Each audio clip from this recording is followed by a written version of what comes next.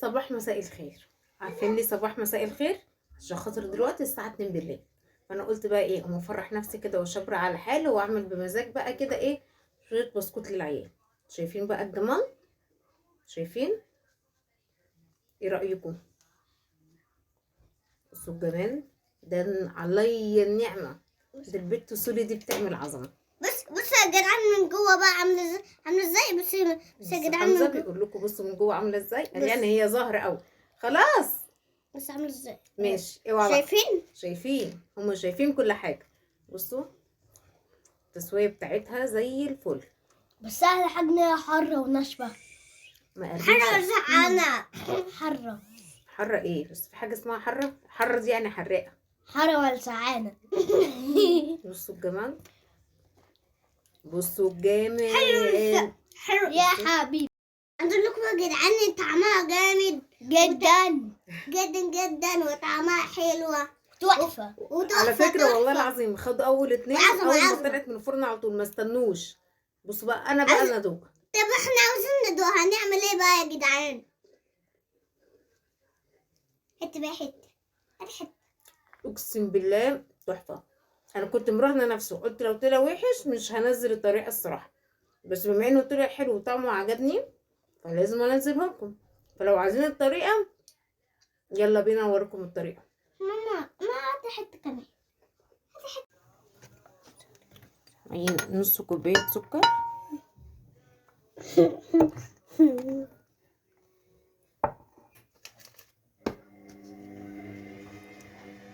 معايا بضاية اسمها بيضة.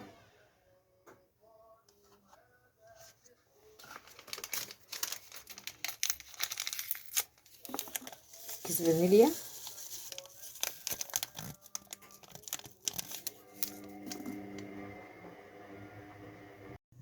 تعملها عجينة. معانا نص كوباية زيت او سمنة او زبدة براحتك خالص اللي يريحك. وندوب بقى كده، نقلب كده لحد ما ندوب كل المكونات كده مع بعض. أو صوت عاملين كده يا جماعة.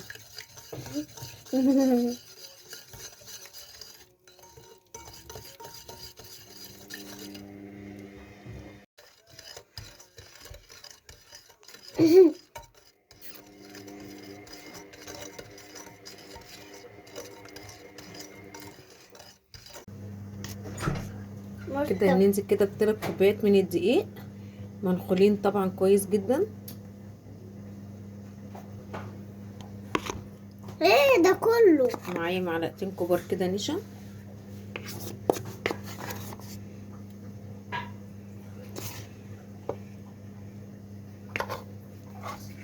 هتقلب بقى. معانا كده شوية يعتبر في مقدار معلقة صغيرة كده من البيكنج باودر،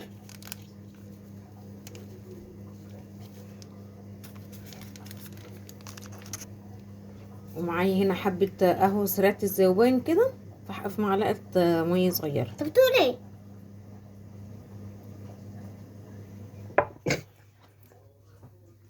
نقلب بقى كده. عايزة اقلب. يمكن عايزة اقلب. ثواني.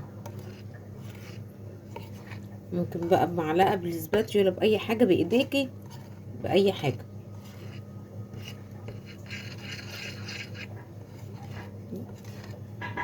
مش اخد واحدة حتة. مش اخد حتة.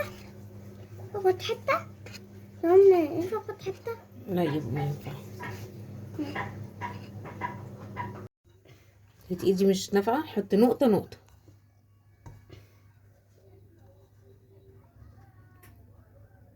تاني.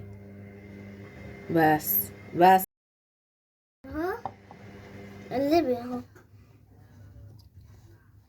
ما عبد فتح الفرن. شكل العجينة باخد منها حتة حتة كده. بصوا عشان تتعجن. اكورها كده عشان تتعجن بس يا جدعان. واضغط كده بس. بتضغط بس. اهو يا عم.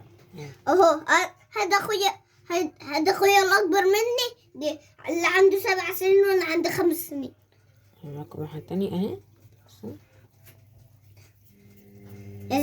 ازيكم يا جماعه عاملين ايه؟ يا رب تكونوا بخير. اعملوا لايك واشتراك وفعلوا زر الجرس عشان يوصلكم كل جديد. هدلك اهو عين.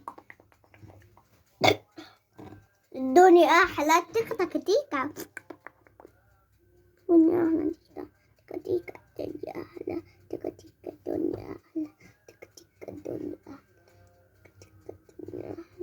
تيكا تيكا الدنيا احلى تيكا تيكا. بص انا دوست على الجرس جامد. لا كان هيقع بيه وراح دوست التانية. جيب بسرعة.